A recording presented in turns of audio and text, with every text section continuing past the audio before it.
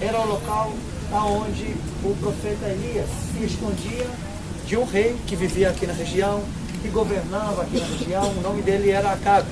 Ouviram falar de Acabe? Sim. Ele era rei do reino de Israel, o reino do norte.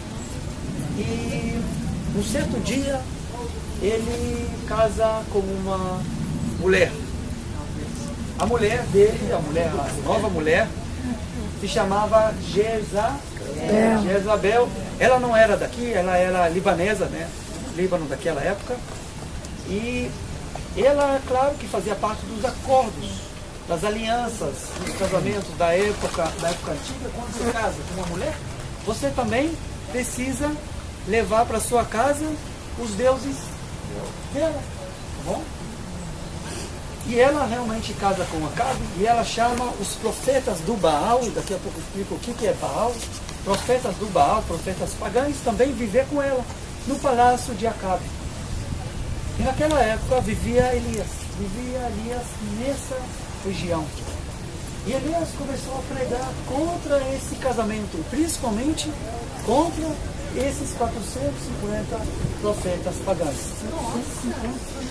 O que pagãos? Vocês entendem o significado de colocar líderes religiosos que creem em outros deuses aqui na região? Claro que o impacto a respeito do povo de Israel era muito grande. O povo de Israel começou a seguir os deuses pagãos, e principalmente o deus da chuva, o deus que se chamava Baal.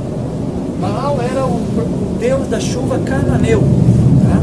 Os cananeus tinham muitos deuses, mas o mais importante era o deus da chuva cananeu, que se chamava Baal. O mais engraçado da história que a gente vai contar é que naquela época, desde o momento que o povo de Israel começou a seguir o deus Baal, não teve mais chuva.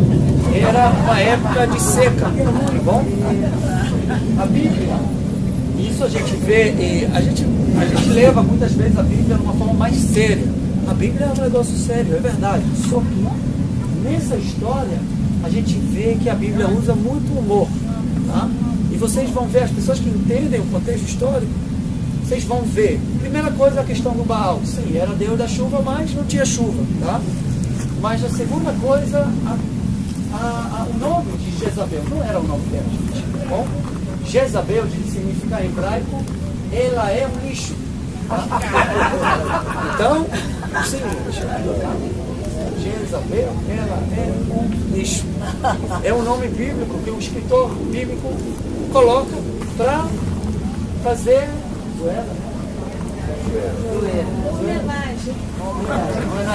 memorial. Sim. E o que acontece? Elias era um profeta bem sério. Isso a gente não pode, a Bíblia não pode pegar dele esse título de ser o profeta mais sério da Bíblia, né? Ele começa a pregar contra esse casamento. E Acabe, que não gostou nada dessas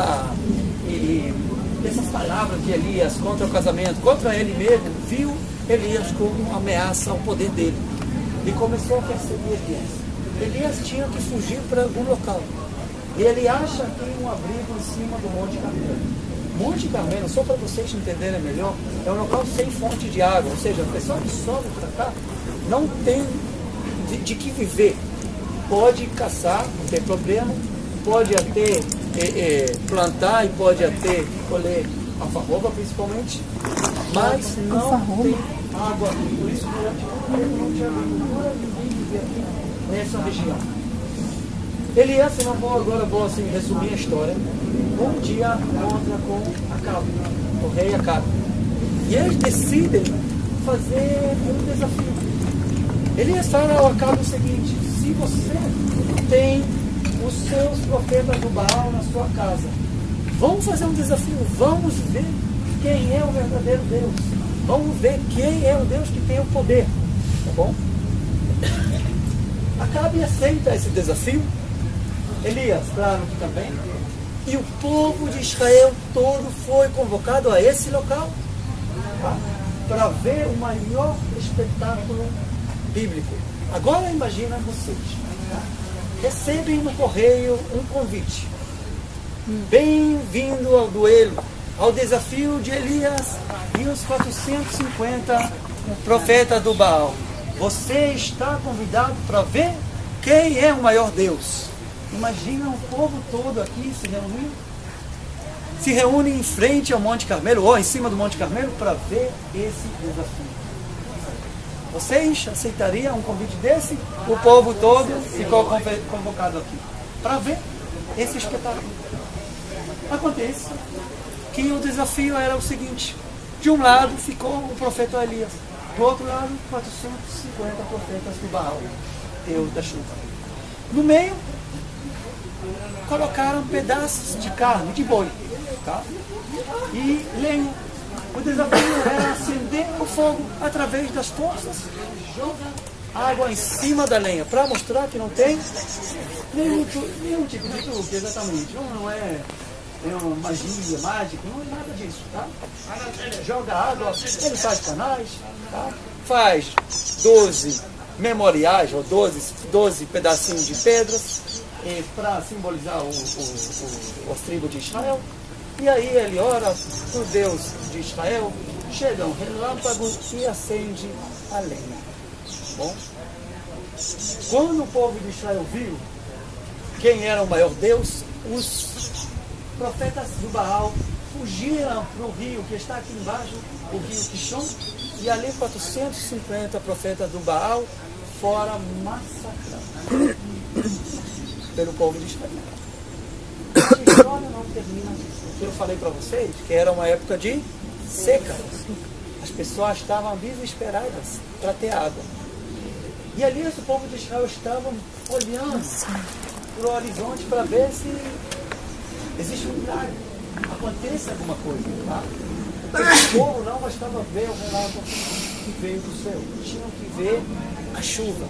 Finalmente a Bíblia nos escreve e fala que começaram a juntar, unir nuvens e nuvens, e naquele dia, depois de muito tempo de seca, 3 a 4 anos de seca, choveu pela primeira vez aqui. Chuva. Essa história não termina aqui. Então é importante dizer, o povo tinha a bênção de ter chuva. Mas Elias continuou a ser um profeta perseguido. Elias foi perseguido pelo rei Acabe, porque o rei Acabe não gostou, principalmente a esposa dele não gostou, que o povo tivesse matado todos os profetas do Baal. E Elias tinha que fugir para o deserto. E ali ele teve um encontro com Deus. Como falei a vocês, Elias, pela tradição judaica, é considerado um profeta muito importante. Um profeta que faz muitos milagres, mas é considerado ser um líder, vamos falar assim, não muito bom. Elias, pela tradição judaica, é aquele líder que tem uma intimidade com Deus, mas não tem intimidade com as pessoas. Ou seja, ele cobra da pessoa porque ele tem capacidade espiritual, sem entender que cada um tem sua capacidade espiritual. Tá? Por isso, eu falei para vocês que a tradição judaica, a cultura judaica, que é uma coisa menos comum no cristianismo, critica muito Elias. Elias é um dos profetas mais criticados. Elias, como falei a vocês, sempre falou que o povo de Israel não vai seguir a lei de Deus. E chega um certo momento que Elias se encontra com Deus, lá no Monte Horeb, lá no deserto. E ali ele teve um encontro muito interessante com Deus. Vocês conhecem esse encontro? Já ouviram falar desse encontro? Elias se encontra com Deus lá no Monte Horeb. E de repente ele chega ali e Deus pergunta a Elias: Elias, o que você está fazendo aqui? Por que você veio me encontrar aqui nesse local? E Elias fala para Deus: eu vim aqui porque eu sou o único zeloso a Deus. Eu sou o único que restou do seu povo. O seu povo foi atrás de profetas pagãos. O seu povo não vai te seguir no futuro. Acaba com eles, eu sou o único. E Deus mostra a Elias uma visão muito importante, que nos dá uma ideia quem é Deus. A primeira coisa que Elias vê, ele vê um vento que quebra ali as rochas, e ali ele ouve uma voz falando a ele: Deus não está no vento. Um relâmpago, fogo assim. E mais uma vez ele ouve Deus falando: Deus também não está no fogo. Aí vem uma tempestade muito forte. Mais uma vez ele ouvindo a voz de Deus, não está na tempestade. E ali a gente ouve, a gente vê que a Bíblia usa as palavras, estou traduzindo para o hebraico, ali houve um silêncio profundo.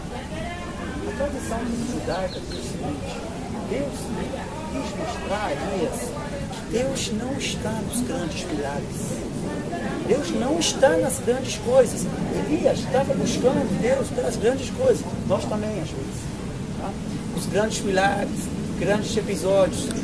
Deus queria mostrar que Deus está no silêncio das coisas pequenas. Tá?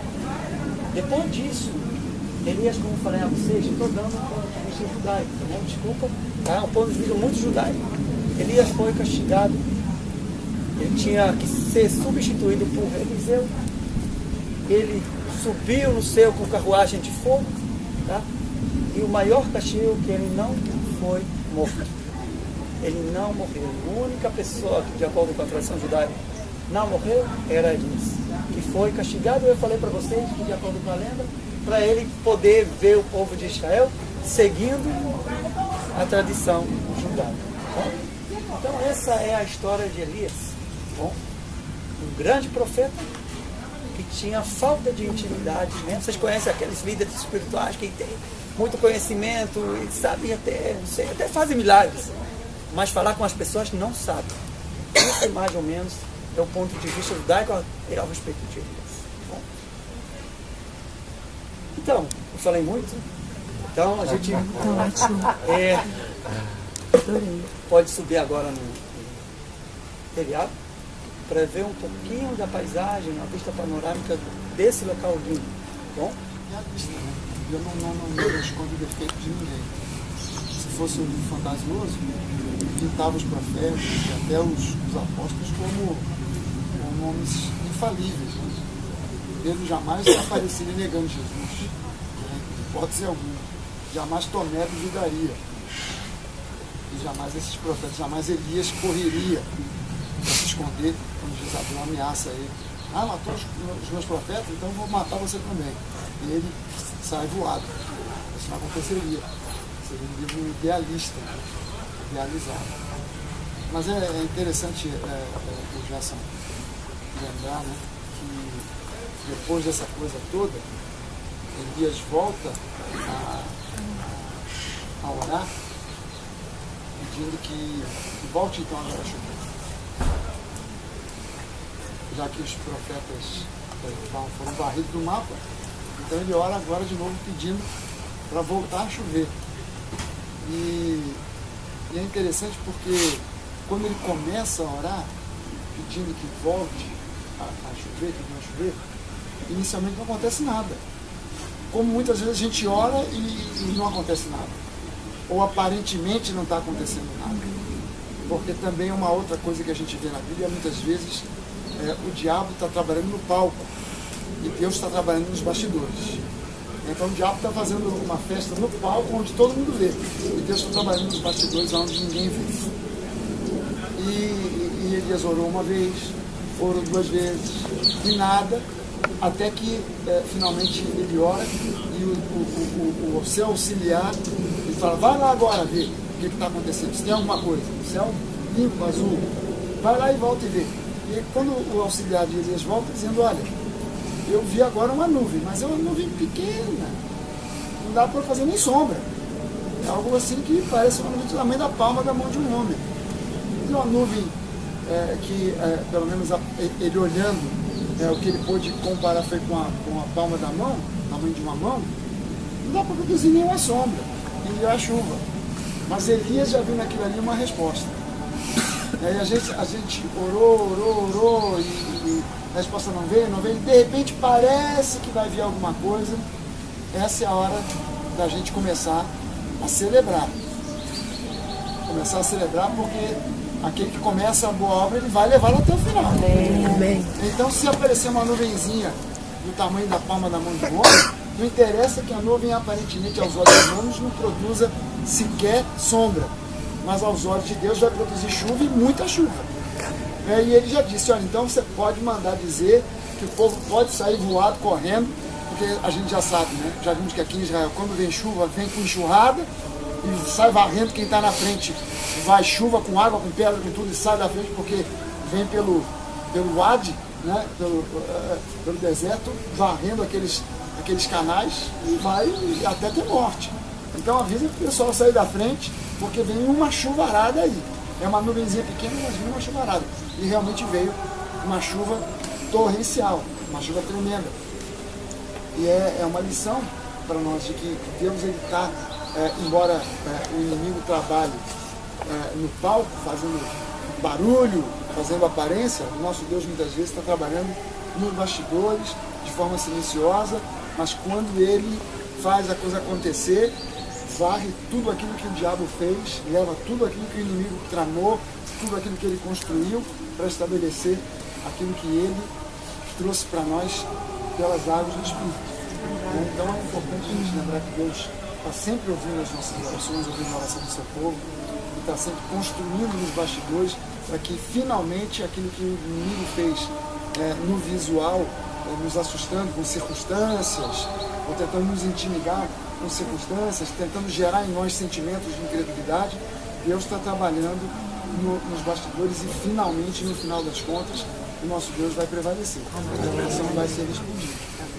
Amém? Que logo em seguida, quando, voltando ali ao momento em que